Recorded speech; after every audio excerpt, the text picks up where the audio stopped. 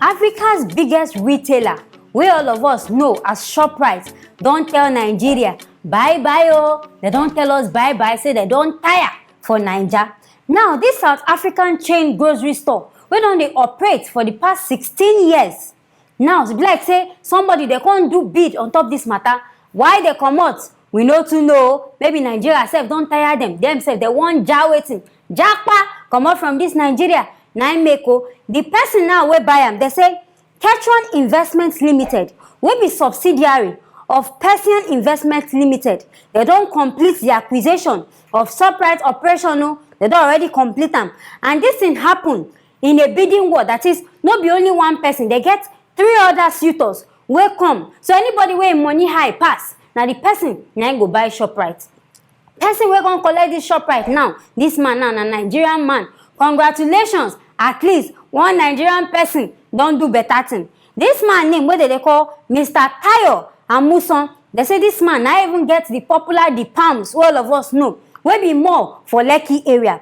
Now the Federal Competition and Consumer Protection Commission don approve the change of name, change of ownership. Now this man talk and say they don't agree, say making change the name of Shoprite. So for those of now where they vex saying, when I wan carry una girlfriend go they do shopping, all those slay queens wey go stay inside Shoprite they snap picture, make una calm down, make una no worry, no be say Shoprite they go, the market still dey, but they change the name. The name go change to another name in which you never even know. Maybe na the palms the man go call am, abi na another name you never too sure about them. But I come dey wonder, if Shoprite dey japa, wetin human being, ordinary citizen wan come do? Shoprite sef don go. Why be say everything wey good dey comot for Nigeria? All the good things don dey comot. They come dey leave them the bad things for Nigeria. Now wow, if everybody comot, who wan come even dey inside this country?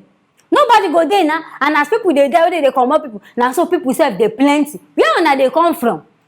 Now wow, but I hope say this new Shoprite, wetin they wan call am, as e go come, make the price dey good. Because all of us know say Shoprite things they always cheap for there, and make the thing dey quality. No be say you go buy Nigerian made things, come drop, put inside the shop. Some people, you know say Nigerians, we dey always prefer abroad things to things where they make for Nigeria. So maybe now make people they always go this Shoprite, go they buy things. So make your things quality, and make people say make una give them chance. I know say because him don't come now, and I go look say Shoprite don't go, and I go dey vex. Make una at least give am chance. Check the things when they sell. If the thing is good and if it worth the quality, make una also patronize them.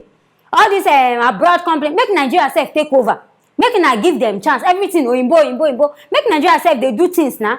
From there, if you no good, we say okay, this is the way they bring go, you no good. But for now, the Nigerian man they lead this market and all those guys where some people they even happy self say as this Shoprite they go say they don't go to they spend because any small thing their girlfriend go don't call them, hi baby, come carry me go Shoprite. In fact, all those things don't end.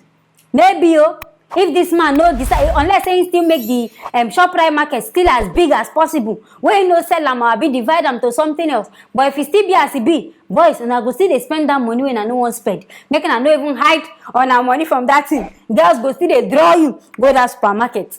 Then for the workers, I won't ask, should they go pursue all these people come out? Because now people where they work for this Shoprite before, and I go make them useless. That means their work, they no go get this work again. Be won't retain them. Employ, change the name, and they go still there. How you want to do them? Because make this one now no come cause another commotion for Nigeria saying they don't pursue Shoprite workers. And I don't they talk this thing since saying I won't say Shoprite. We they look and say na joke. But now when I don't talk them, making I do things in place. So no be saying I go come go finish them. People will get work. We be saying this thing now they do stay survive. Now there they work. You will come be say they no get work again. Making I try work hand in hand, put things in place before I go to make on our decisions. As it be like this, making a comment. Anything when I feel about this matter, making I no forget to write them for the comment section. Making I no come forget to like, share, and subscribe. I go see you now for our next video.